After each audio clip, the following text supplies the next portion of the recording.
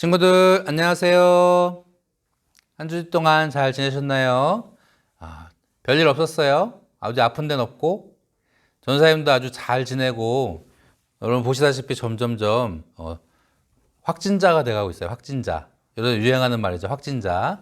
여러분 다시 만나는 그날까지 우리 건강해서 서로 잘 좋은 모습으로 만날 수 있기를 기대합니다. 자, 오늘은 예수님을 찐으로 만나야 해요 라는 제목으로 하나님 말씀 같이 듣고자 합니다. 자, 전사님이 여러분에게 질문을 하나 할게요.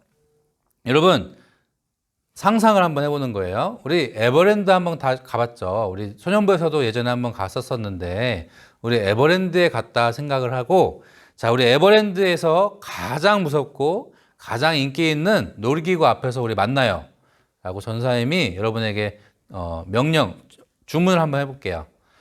자, 머릿속으로 상상 한번 해보는 거예요. 그러면 여러분 어떤 생각이 먼저 드나요?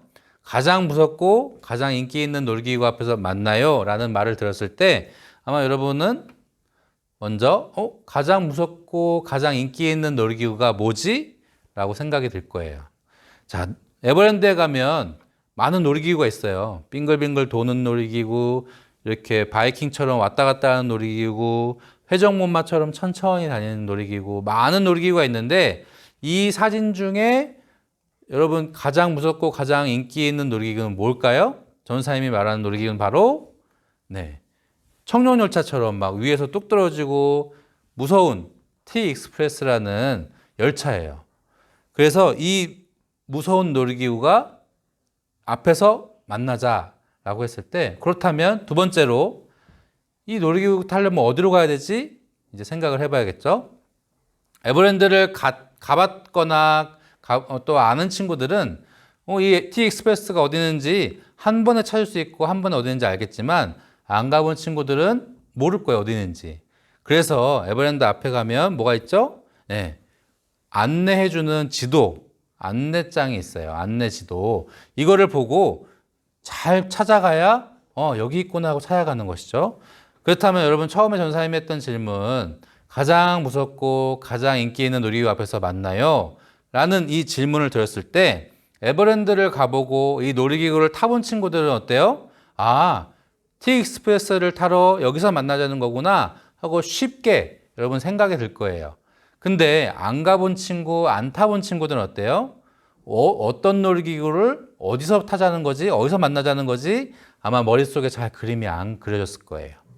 자, 마찬가지로 우리 예수님도 우리가 예수님을 만나고 예수님을 잘 알고 예수님을 잘 믿는 친구들은 예수님 어떤 분이신지, 예수님이 우리에게 어떤 분이신지 잘 머릿속으로 이해되고 잘 알고 쉽게 이해되겠지만 아직 예수님을 만나지 못하고 예수님을 잘 모르겠는 친구들은 머릿속에 예수님 하면 사실 잘 떠오르는 것이 없을 거예요.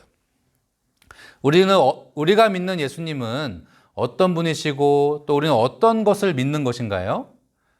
다른 것은 잘 모르겠고 우리가 지금까지 배운 것 중에 사도행전 4장 12절 말씀해 보니까 다른 이로서는 구원을 받을 수 없나니 천하 사람 중에 구원을 받을 만한 다른 이름을 우리에게 주신 일이 없더라. 맞아요. 예수님은 우리의 유일하신 구원자세요. 다른 이름을 우리에게 구원의 이름으로 주신 적이 없다라고 성경에 나와 있죠. 그런데 예수님을 잘 믿지 못하고 예수님을 모르는 사람들, 예수님을 만나지 못한 사람들 어때요? 이 말씀이 믿어지나요? 이 말씀이 중요한가요? 아닐 거예요. 지난주 우리 배웠던 말씀 중에 예수님을 잘 믿는 스데반 집사가 어떻게 됐어요? 예수님을 믿는다는 이유로 사람들에게 쫓겨나고 돌을 막 맞아서 순교하고 말았죠. 근데 반대로 예수님을 잘 믿는 사람들은 어떨까요? 이렇게 돌로 맞고 고통당하고 또 그런 어려운 상황에서도 예수님을 믿는 사람들은, 예수님을 만났던 사람들은 예수님을 전하고 예수님 믿는 것이 너무나도 행복하고 예수님을 알고 싶어하고, 맞아요. 이렇게 차이가 커요. 그것이 바로 뭐예요? 예수님을 만났느냐 만나지 않았느냐의 차이예요. 오늘 우리가 함께 읽은 사도행전 9장 말씀에는 예수님을 모르던, 예수님을 만나지 않았던 사울과 예수님을 만나고 난 뒤에 바울의 이야기가 등장합니다. 사울은 어떤 사람이었어요? 그는 이스라엘에서 태어났고 유대인이었고 좋은 가문에서 태어나 좋은 학교를 다니고 좋은 직업을 가지고 사람들도 많이 인기가 많았던 사람이에요. 그 사람이 예수님 믿는 사람들을 신성모독으로 잡아가고 또 잡으러 다녔던 그런 사울이었는데, 이 사울이 어느 날 예수님 믿는 사람들을 또 잡으러 다메섹이라는 곳으로 갈 때 그 길 가운데서 하늘로부터 큰 빛이 있고 환상 중에 자신이 박해하던 예수님을 만났어요. 사울이 예수님을 찾아간 것인가요? 예수님이 사울을 찾아오신 것인가요? 맞아요. 바로 예수님이 사울을 찾아오신 것이에요. 그래서 사울아 사울아 내가 어찌하여 나를 박해하느냐? 예수님의 이 음성을 듣고 사울은 예수님이 진짜로 계시구나. 예수님이 정말 나를 찾아오셨구나. 이렇게 믿게 되었어요. 그래서 예수님을 만나기 전 사울이라는 이름의 뜻은 큰 자, 높은 자였어요. 근데 예수님을 만나고 난 뒤 사울의 이름은 바울로 바뀌었어요. 예수님이 바울이라 부르라 이름을 정해주시고 그 이름의 뜻은 작은 자, 겸손한 자로 바뀌었어요. 어떤가요? 예수님을 만나기 전과 만나고 후가 사울의 인생은 완전히 이름부터 삶까지 180도 바뀌고 말았어요. 오늘 빌립보 3장 7절에서 9절에 사울의 고백이 나와요. 그러나 무엇이든지 내게 유익하던 것을 내가 그리스도를 위하여 다 해로 여길 뿐더러 또한 모든 것을 해로 여김은 내 주 그리스도 예수를 아는 지식이 가장 고상하기 때문이라. 내가 그를 위하여 모든 것을 잃어버리고 배설물로 여김은 그리스도를 얻고 그 안에서 발견되려 함이니 내가 가진 의는 율법에서 난 것이 아니요 오직 그리스도를 믿음으로 말미암은 것이니 곧 믿음으로 하나님께로부터 난 의라. 사울은 예수님을 믿기 전에 오히려 더 성공하고 더 인기 많고 더 잘 살고 사람들과 인기도 많았어요. 근데 예수님을 만나고 예수님을 전하러 다녔을 때 사울은 모든 것을 잃었다고 지금 표현해요. 자기가 가지고 있던 것들은 다 배설물로 여겼대요.